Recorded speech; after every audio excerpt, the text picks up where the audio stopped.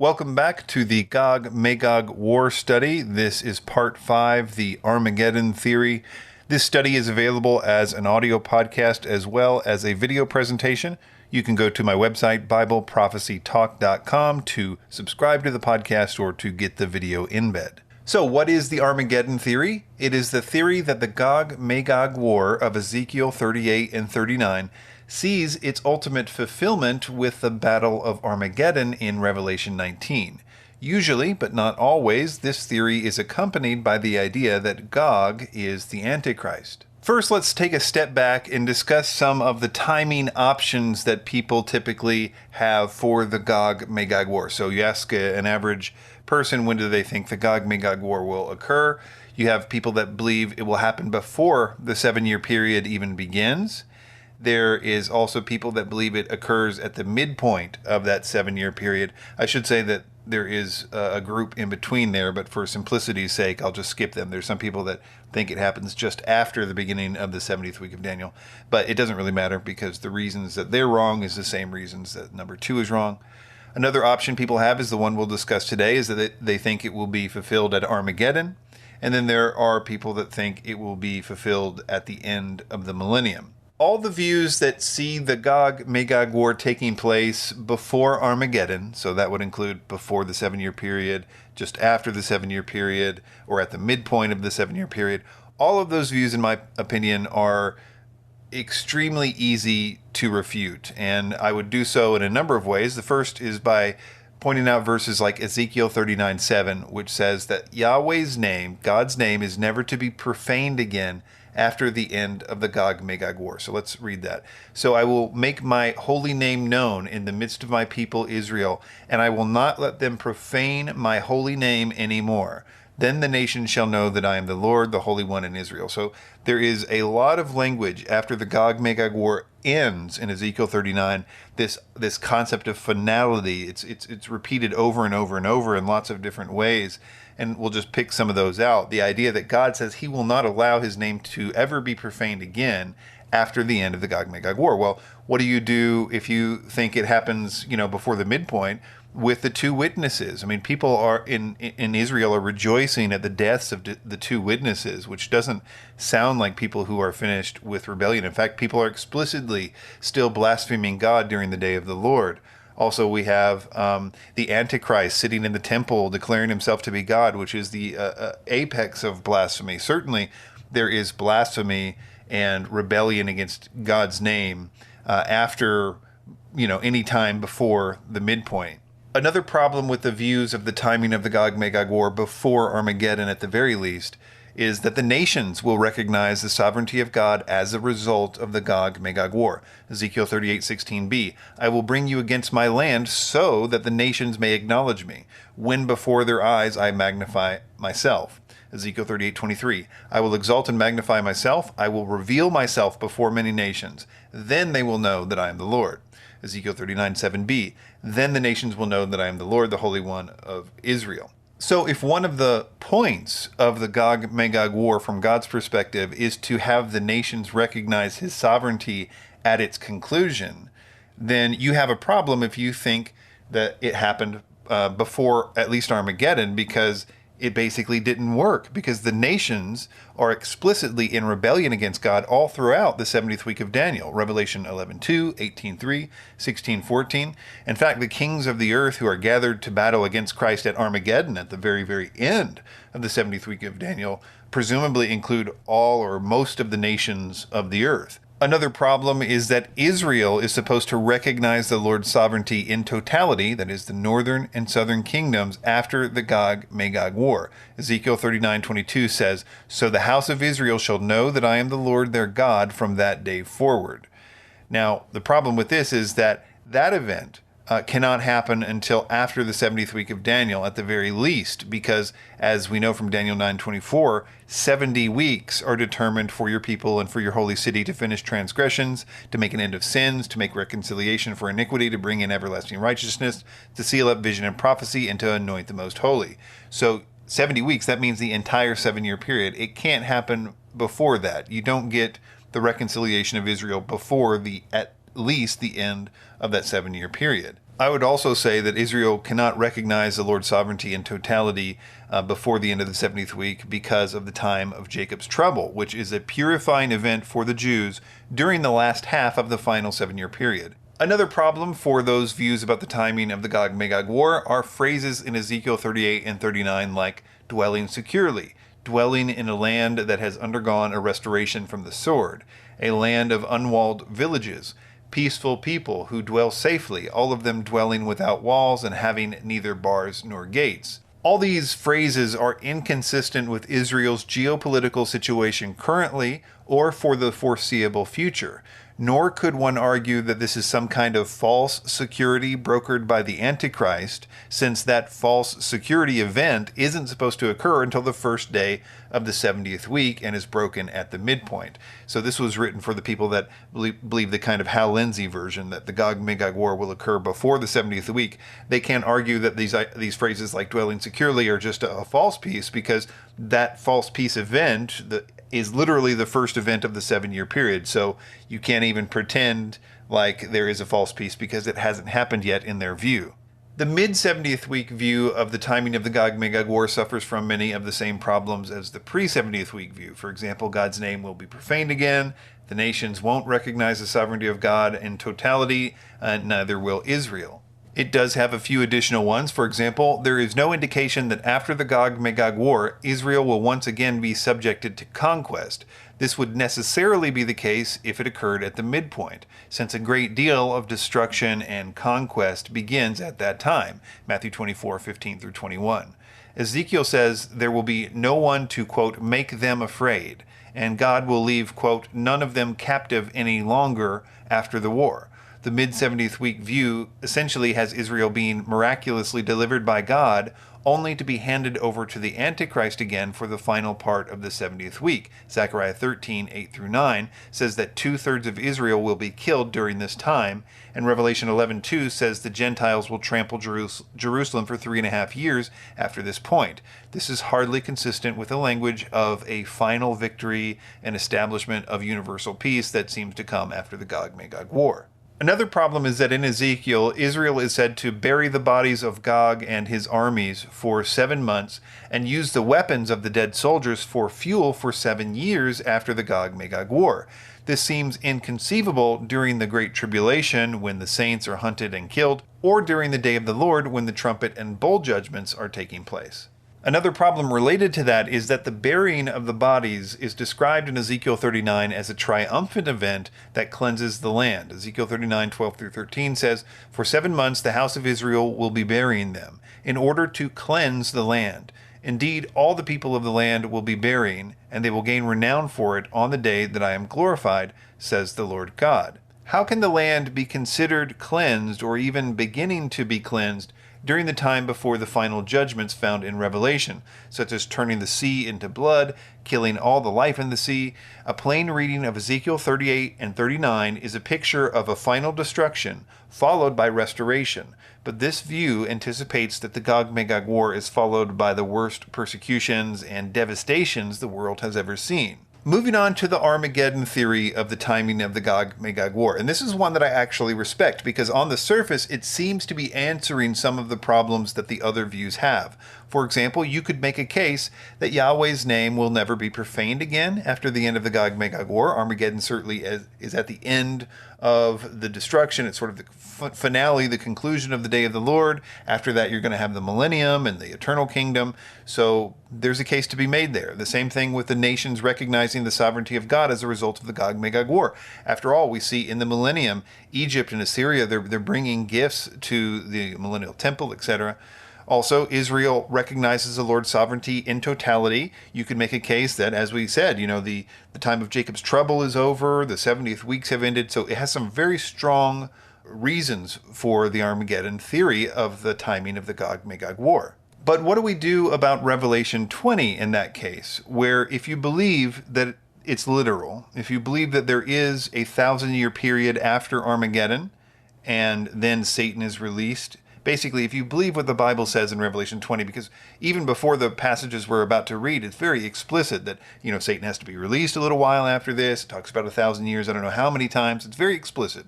But this, from 7 through 10, it says this: "And when the 1,000 years are ended, Satan will be released from his prison and will come out to deceive the nations that are at the four corners of the earth, Gog and Magog, to gather them for battle. Their number is like the sand of the sea. And they marched up over the broad plain of the earth and surrounded the camp of the saints and the beloved city. But fire came down from heaven and consumed them, and the devil who had deceived them was thrown into the lake of fire, and sulfur where the beast and the false prophet were, and they will be tormented day and night forever and ever."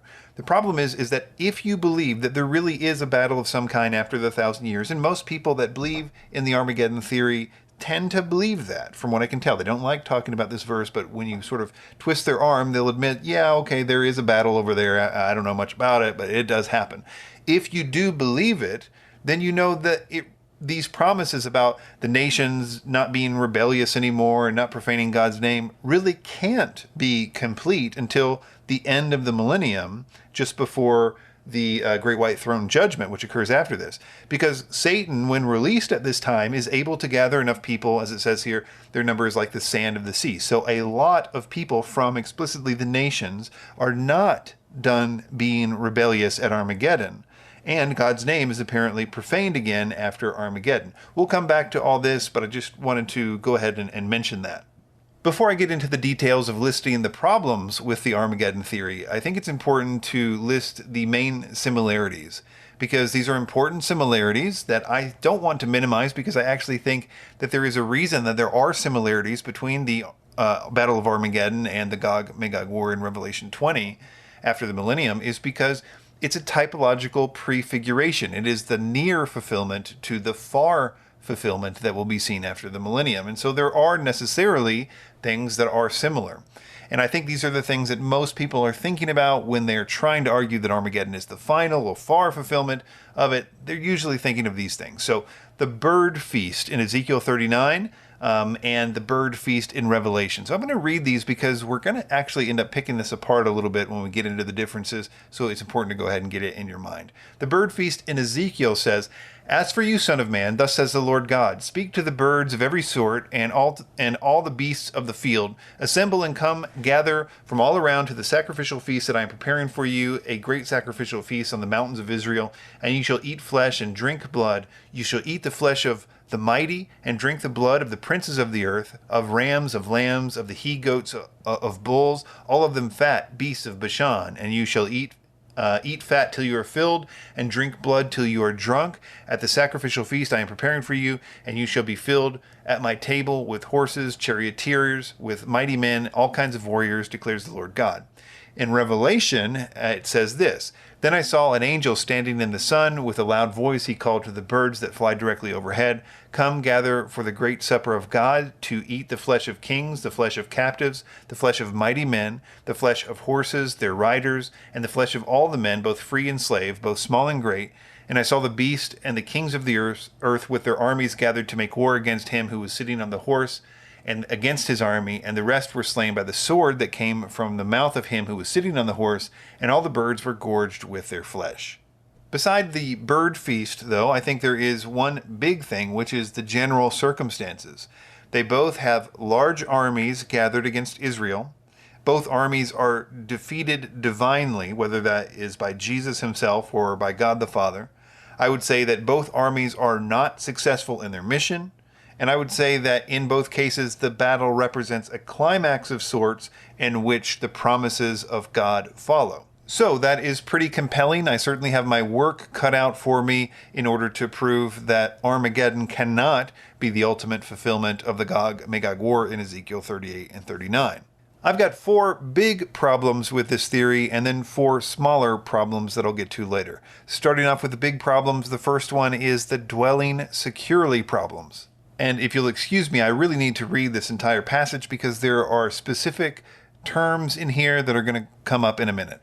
"And after many days you will be mustered. In the latter years you will go against the land that is restored from war, the land whose people were gathered from many peoples upon the mountains of Israel, which had been a continual waste. Its people were brought out from the peoples and now dwell securely, all of them. You will advance, coming on like a storm. You will be like a cloud covering the land, and you and all your hordes and many peoples with you. Thus says the Lord God, on that day thoughts will come into your mind, and you will devise an evil scheme and say, I will go up against the land of unwalled villages, and I will fall upon the quiet people who dwell securely, all of them dwelling without walls, having no bars or gates, to seize spoil, to carry off plunder, to turn your hand against the waste places that are now inhabited, and the people who were gathered from the nations, who have acquired livestock and goods, who dwell at the center of the earth. Sheba and Dedan and the merchants of Tarshish and all its leaders will say to you, have you come to seize spoil? Have you assembled your host to carry off plunder, to carry away silver and gold, to take away livestock and goods, to seize great spoil? The problem is, if you think the GOG-MAGOG war sees its ultimate fulfillment at Armageddon, you must understand what we just read to be a false peace. I have a quote here from Joel Richardson, who holds to this view. He says, it must be highlighted that the sense of security that Israel experiences in Ezekiel is false. The first thing I would say is to come to the idea that there is a false peace instead of a real peace in Ezekiel 38 and 39, you need to do eisegesis. You need to bring your own conclusions to the text, because the text itself in Ezekiel 38 and 39 does not give you that option to think that it is a false peace.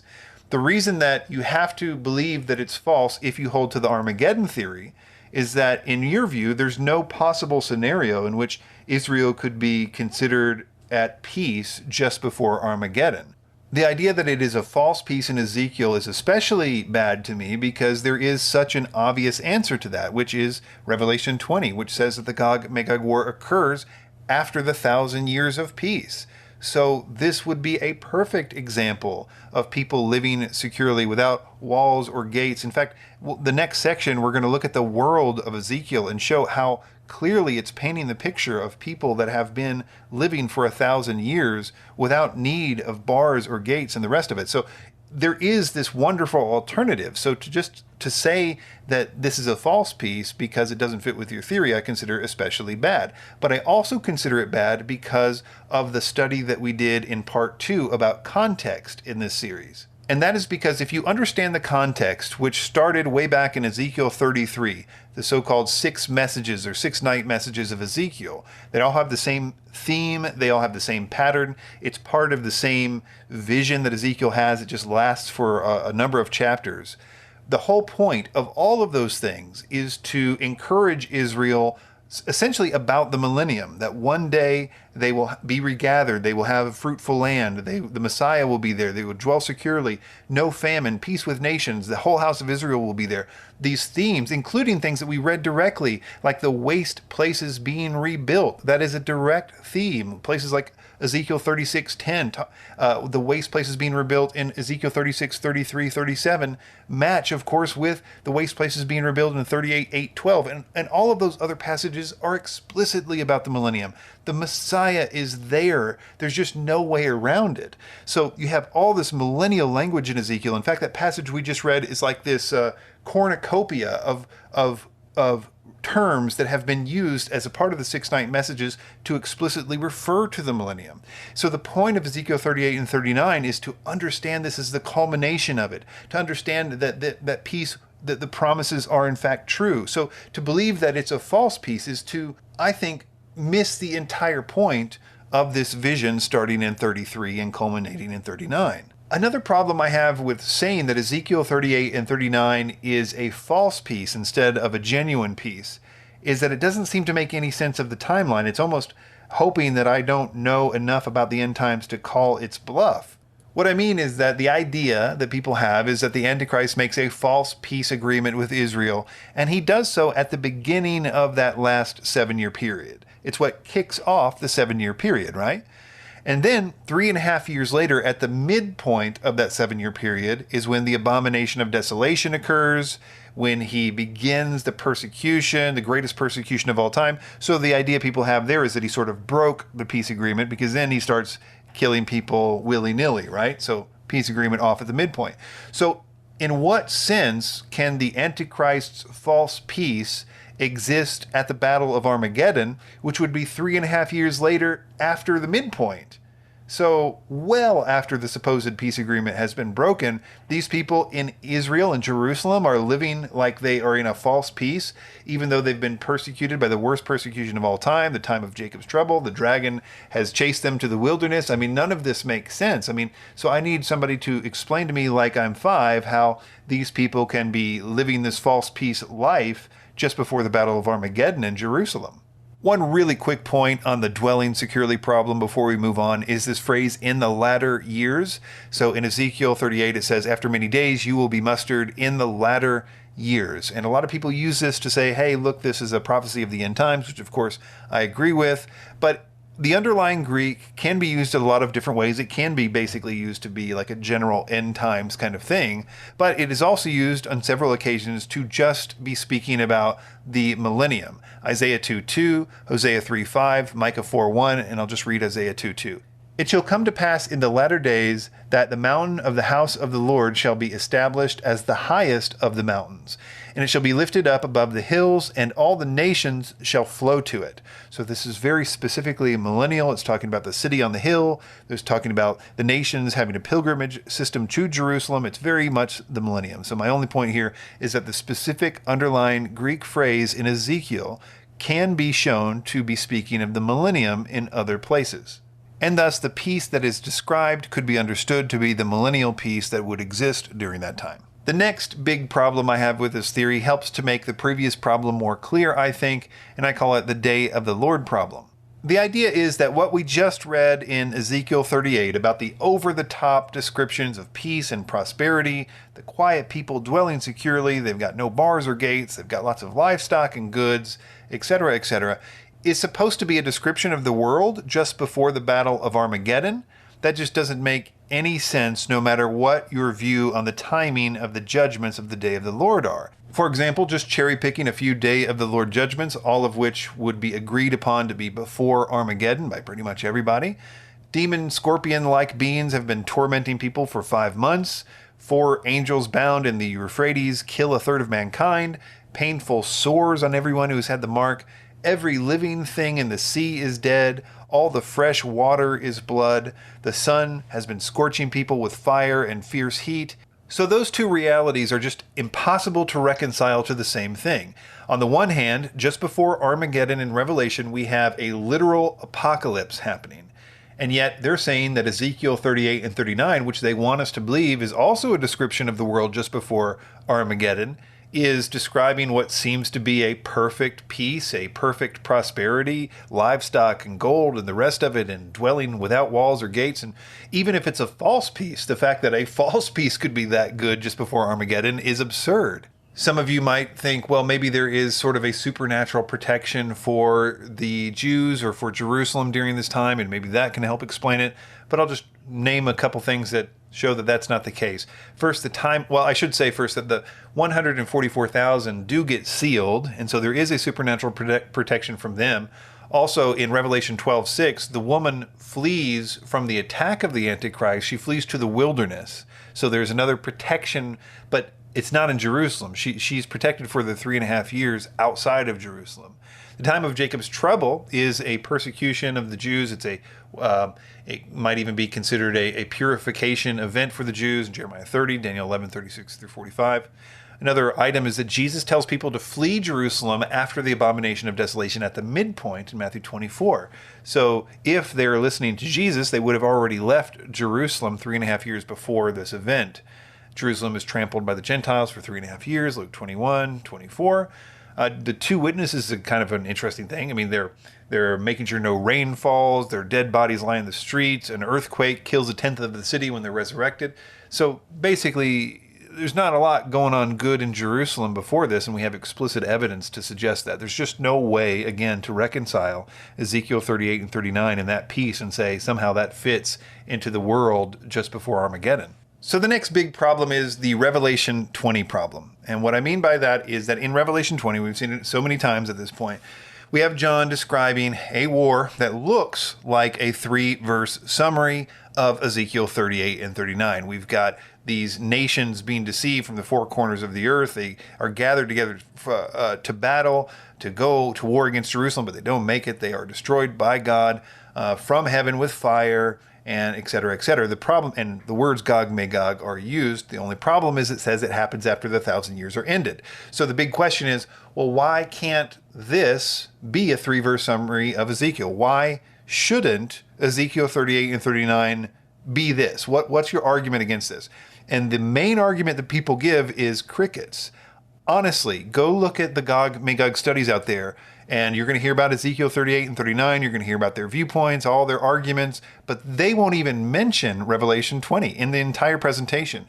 Usually, and I've been looking for this, mostly the way I find it through pastors is if they are expositional pastors where they do like a series on the book of Revelation, and then, 10 years later, they do a series on Ezekiel or something like that, so I can actually compare what they believe. But they won't willingly bring up Revelation 20 during their Ezekiel study because it forces them to say things that I don't think that they want to say. And I believe most of them knowingly do tricks and stuff. So I mentioned before, like some people will say, well, why can't this be the same thing? Because they all only deal with Revelation 20, not an expositional, not, hey, let's learn about this war that comes after the 1,000 years, or let's dig deeper into this. It's all like combative. It's all like, let me try to quickly prove to you that my other theory about Ezekiel is true and this one is wrong. And that's the attitude people have with it. So it's just like 2, minutes of saying, this can't be the same war because insert basically a lie. I've mentioned before people saying, this can't be the same war because here in Revelation 20, the nations are coming from the 4 corners of the earth. And in Ezekiel 38, they're coming from the north, or primarily the north, or they'll say something sneaky there if they're smart. But what the problem with that, of course, is that Ezekiel 38 and 39 explicitly has the nations from the 4 cardinal directions. Gog and Magog and Togarmah and that little J-Path group, they are coming from the north. But then you've got Persia to the east, you've got Cush to the south, and you've got Libya to the west. So you have a perfect description of the 4 corners of the earth. It's the same thing. They're surrounding the camp of the saints. The fire comes down from heaven. So my point is that this forces them to say things that I don't think that they would like to say. Another example is this term Gog, Magog. So they're kind of forced to say, yeah, John uses the term Gog, Magog here, but he doesn't really mean like the Gog, Magog in Ezekiel 38 and 39. He was just sort of using the term to kind of like harken back to it just because it's a similar situation, like you do. So they don't like saying that. And then you have the more radical version. Michael Heiser, who I love, and I love his studies when he's talking about, ancient languages or supernatural stuff or, the Book of Enoch kind of stuff. Is just no one better. But, when eschatology, and he would even admit eschatology is not his thing. And I think part of the reason is because he doesn't believe in a literal millennium. So I don't think a lot of things actually can be reconciled in his views, but that's my opinion. But in this particular situation, and go listen to that podcast if you want. It's the Naked Bible podcast about a Gog Magog war. It's a 2-part series. The last, 10 minutes or something, he gets into this Revelation thing. And he literally says John made a mistake here, that John really accidentally mentioned the Armageddon war twice. And this whole thing about the 1,000 years, it was just sort of like, kind of a mistake. But my point is that they don't like talking about Revelation 20, and they keep it at the end of the podcast, and they don't mention it in their studies because it is kryptonite to basically any theory except for Ezekiel 38 and 39 really is fully fulfilled after the end of the millennium. The final big problem I have with the Armageddon theory is this idea that it's not really finished at Armageddon, is it? So I mentioned earlier in this study about how these things like God's name never being profaned again after the end of Gog-Magog war means that it can't be certainly before Armageddon. And I say it like that because I think there is a sense when, during the millennium, God's name isn't profaned again, but there is a lot of caveats with the millennium. If you're a student of it, you know that Jesus rules with a rod of iron. There is sin. He punishes sin with lack of rain in certain cases, and people do go up to worship him in Jerusalem, but people aren't saved. They're survivors in a lot of senses, and they're descendants from the day of the Lord. And so things aren't perfect. They still have to trust God and believe in the gospel, presumably, and all those things to be saved, but they don't start off saved. They have longer lives, but it's not eternal lives. So we could go on and say that things aren't perfectly perfect there. And we know, for example, the nations are not in total subjection to God at the end of Armageddon. It really requires them being at the end of the Gog-Magog war in Revelation 20 to come to that place, because it's only when Satan is released that he convinces and deceives the nations to go to war against God. So nothing really has its final completion at Armageddon if you believe in the millennium. If you believe in Revelation 20, you know that it's not really over until then. In fact, I think that's why the Great White Throne Judgment is not until then either. So there is the Great White Throne Judgment of the wicked. They're not judged according to their deeds, and I think they have to wait until the end of GOG, MAGOG for that to happen, for the final completion to happen. So why is it happening? Why does God do it? I don't know, but I could guess. I mean, I think that there are, he may want people to see that even in a perfect government, there's still rebellion. I don't know, but there is something going on there that's bigger than us. But if you believe the Bible, I think you can start to make sense of it. All right, moving on to the little problems, and these should go a lot quicker because they're just little tiny nitpicky things. So in Ezekiel 38:20, there are fish in the sea, but in Armageddon, there are no fish left alive in the sea. So Ezekiel 38:20a says, the fish of the sea and the birds of the heavens and the beasts of the field and all the creeping things that creep on the earth and all the people who are on the face of the earth shall quake at my presence. So that's in Ezekiel. And yet in Revelation 16:3, which is in just before Armageddon, the second angel poured out his bowl into the sea, and it became like the blood of a corpse, and every living thing died that was in the sea. Another little problem is that in Ezekiel, GOG explicitly comes to take stuff, to get spoil, Ezekiel 38:10-13, whereas the Antichrist comes to just make war against Jesus. No spoil is mentioned, and contextually it would be unlikely because everything is desolate by Armageddon. And I mentioned this because of the overemphasis of the plunder aspect in Ezekiel. It mentions, have you come to take plunder and to take booty? Have you come to take plunder? Have you gathered your army to take booty, to carry away silver and gold, to take away livestock and goods, to take great plunder?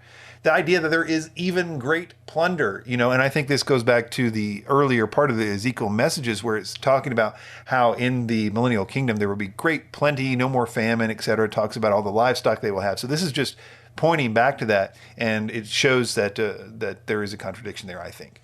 The last two of these little problems are admittedly a little weak, but let's just go with them anyway. In Ezekiel 38:22, the armies are defeated by fire from heaven, pestilence, and swords of the brothers against brothers.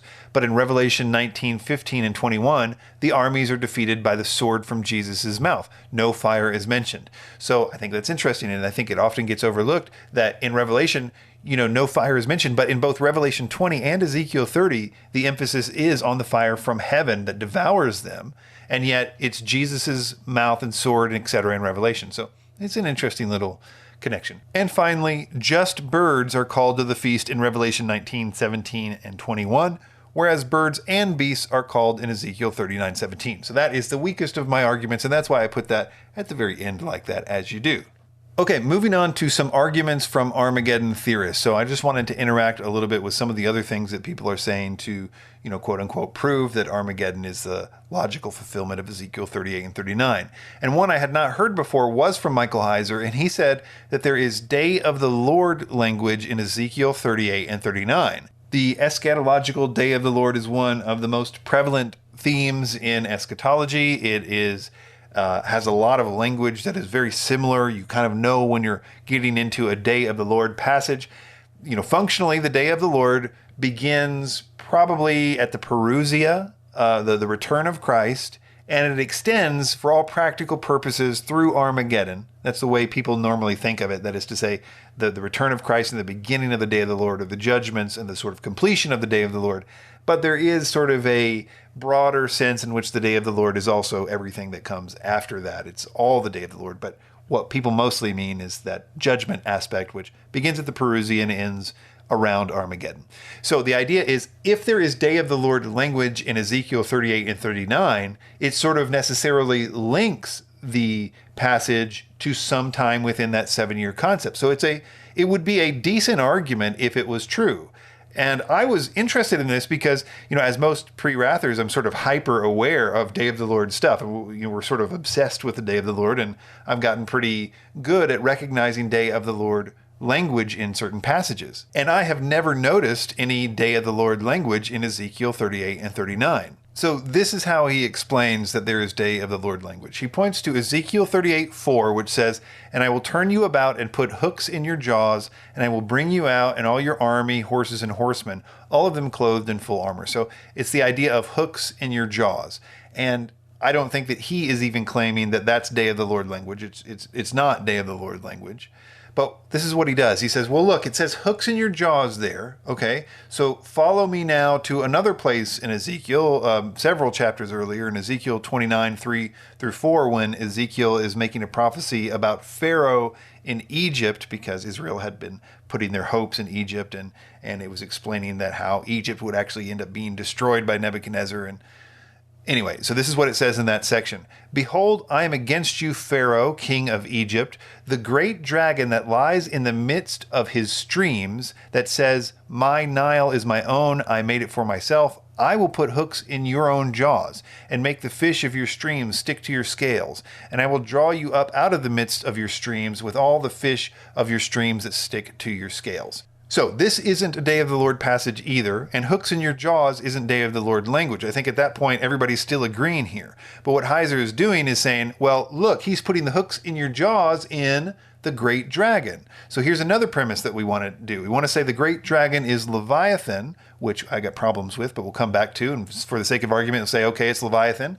And then the punchline is, and we know from another passage, Isaiah 27:1, that Leviathan is destroyed during the day of the Lord. So to recap, he says that there is Day of the Lord language in Ezekiel 38 and 39 because the term hooks in your jaws is mentioned. Also, because the term hooks in your jaws is mentioned in another place where it's talking about Pharaoh, and in that passage the hooks go into this great dragon of the streams. And if we go to another place, we can see that there is another great dragon there. He doesn't have hooks in his jaws or anything, but he is destroyed in the day of the Lord.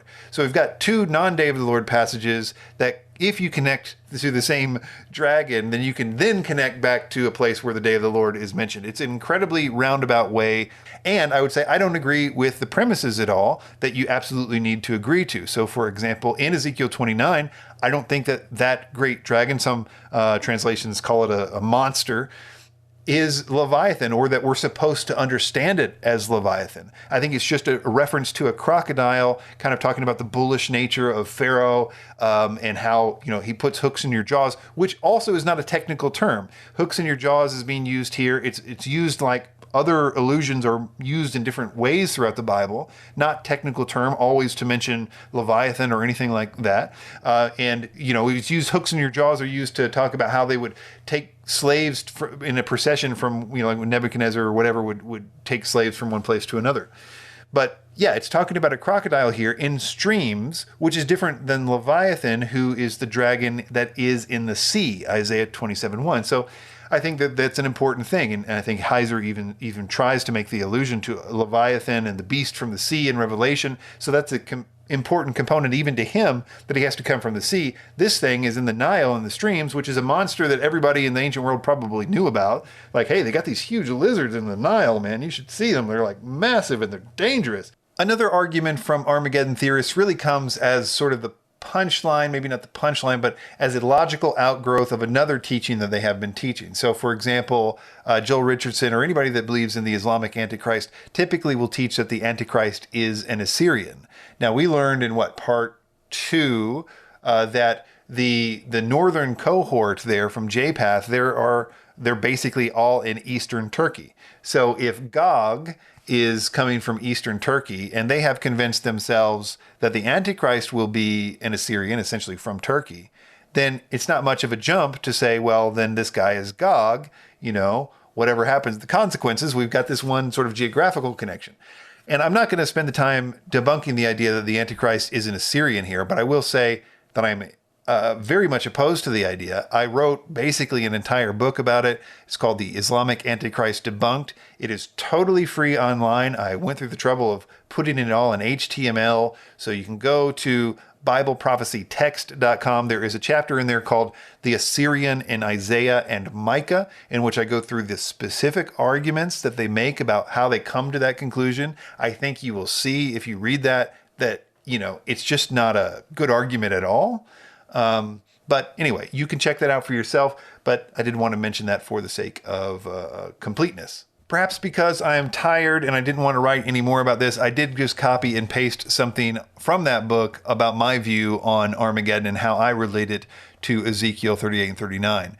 I say, though I firmly believe, for the reasons I have stated above, that the war Ezekiel describes in chapters 38 and 39 must have its ultimate and most literal fulfillment in the war described by John in Revelation 27 through 10, I am not opposed to the idea that the War of Armageddon is a kind of type fulfillment of the GOG-Magog war. I do believe there are certain aspects of Armageddon that parallel the GOG-Magog war. For example, the descriptions of the birds feasting on the bodies is very similar in Ezekiel 39 and Revelation 19. But like other prophecies in Scripture that have a near and far fulfillment, the earlier event has some aspects that could be said to have been fulfilled, while the final event will fulfill all aspects of the prophecy perfectly and literally. Take, for example, the prophecies of Antiochus Epiphanes given to us by Daniel. Quite a few people, mostly preterists, would say that those prophecies were completely fulfilled by Antiochus. But most premillennial scholars recognize it would be impossible for Antiochus to have fulfilled all of those prophecies himself, and a future fulfillment with the Antichrist is required to fulfill the prophecy completely and literally. Jesus endorses this understanding of the prophecies about Antiochus awaiting their most accurate fulfillment in the future with the Antichrist when he tells his followers to look for the abomination of desolation, which was spoken of by Daniel. Similar near-far fulfillments follow the same pattern. All this to say that I think we should see Armageddon as a limited or near fulfillment of Ezekiel 38 and 39, but because of the various problems with equating Armageddon with the War of Gog listed above, it simply cannot be the fullest or most literal fulfillment. That distinction must go to the Gog-Magog war mentioned by John in Revelation 20. Finally, I want to reiterate the 4D chess theory that I talked about when I was doing the section about context, and how the Bible seems to be full of near-far prophecies. Ezekiel 33 through 39 is a great example. It was encouraging people in so many different generations, giving them specific stuff for them, but also having future fulfillment. So there was both near and far, and in some cases really far fulfillments to all these prophecies that made sense for every generation. So that's what the Bible is, to me, is a series of near-far fulfillments, and the failure to understand near-far prophecies is the root cause of many errors. For example, preterism, which we just mentioned, is basically entirely exists because a group of people just don't want to see that near-far prophecies exist. Replacement theology, that the church has taken the place of Israel and that there are no more future promises for Israel.